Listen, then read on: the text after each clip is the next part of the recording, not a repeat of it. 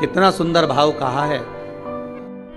शंकर भगवान को धतूरा कब चढ़ाना चाहिए उसका विशेष ध्यान रखें। जैसे शिवरात्रि है, प्रदोष है, या सोमवार है, या कोई विशेष आपका उत्सव है, तो आप शिव जी को धतूरा चढ़ा सकते।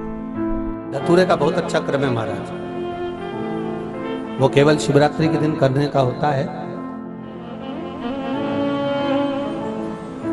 यही प्रमाण एक क्रम में और है महाराज। लिंग पुराण कहती है, मान लो किसी व्यक्ति को कोई एक भारी बीमारी हो गई, बड़ा रोग हो गया, और वो रोग डॉक्टर कह रहा है कि ये ठीक नहीं होना है, बहुत तकलीफ उसमें है और कष्ट ही कष्ट है, वो ठीक नहीं हो रहा, दवाइयां लग रही, गोलियां खा रहे हैं। तो महाराज उसका भी वर्णन है। 7 धतूरे, कितने धतूरे लेना है? 7 धतूरे। कोई सी भी शिवरात्रि से मतलब महीने में एक बार शिवरात्रि आती है, प्रत्येक महीने आती है। किसी भी शिवरात्रि के दिन 7 धतूरे लेकर, एक धतूरे में मौली, लच्छा, नाड़ा लपेटकर,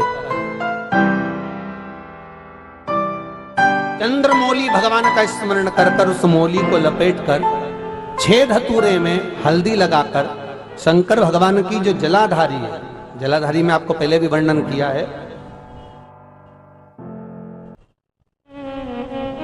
शंकर भगवान का ये शिवलिंग है, ये जलाधारी है, ये भगवान का जल निकलने का स्रोत, चरणारविंद का भाव। शिवलिंग जहां रखा हुआ है, ये पार्वती जी का हस्त कमल, जो ये गोल भाग है, ये पार्वती का हस्त कमल जहां शिवलिंग रखा है। जहां से जल नीचे गिरता है उसके सीधे भाग में श्री गणेश जी महाराज का स्थान है, उसके उल्टे भाग में श्री कार्तिकेय जी का स्थान है।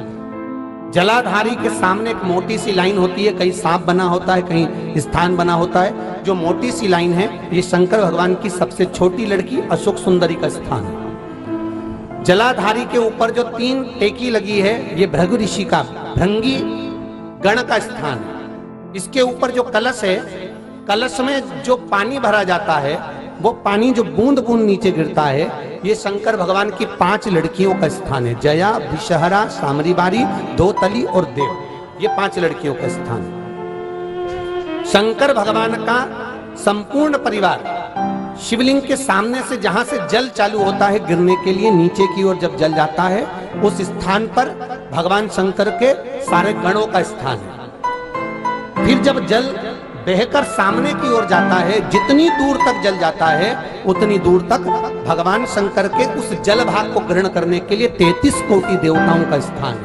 इसलिए उस जल को हम लांघते नहीं है, क्योंकि वहां 33 कोटि देवता विराजमान रहते हैं महाराज। तो जो बीमारी डॉक्टर ने बता दी और बहुत बड़ा रोग हो गया और शरीर में कष्ट है, ठीक नहीं हो रहा, चाहे लीवर से जुड़ा हो, चाहे किडनी से जुड़ा हो, चाहे कैंसर से जुड़ा हो, और मान लो शरीर में कहीं गांठ भी हो गई है और वो मिटी नहीं रही हो, तो महाराज निवेदन है 7 धतूरे, एक धतूरे पर मौली लपेटकर वो शंकर जी के शिवलिंग के ऊपर चढ़ाना।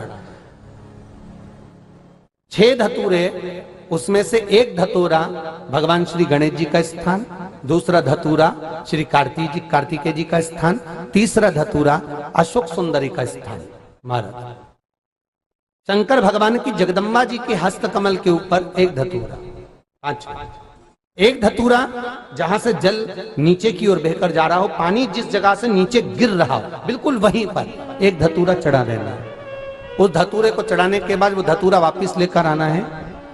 अवधूतेश्वर महादेव का नाम लेकर या चंपेश्वर महादेव का नाम लेकर उस धतूरे को, जो बीमार व्यक्ति है उसका स्पर्श कराकर बेलपत्री के पेड़ के नीचे पटकवा देना है महाराज। धीरे धीरे रोग में आराम मिलना प्रारंभ हो जाता है, औषधियां धीरे धीरे समाप्त हो जाती हैं और व्यक्ति स्वस्थ हो जाता है। ये केवल शिवरात्रि के दिन ही होता, 12 महीने शिवरात्रि आती है, आप किसी भी शिवरात्रि को कर सकते हो, किसी भी शिवरात्रि। श्री शिवाय नमस्तुभ्यम। हर हर महादेव। एक लोटा जल, सारी समस्या का हल। आशा करता हूं कि आज के इस प्रसंग से आपको ज्ञान का आत्मसात हुआ होगा। भगवान शिव की दया जिस भक्त पर हो जाती है, उसके जीवन की दिशा ही बदल जाती है।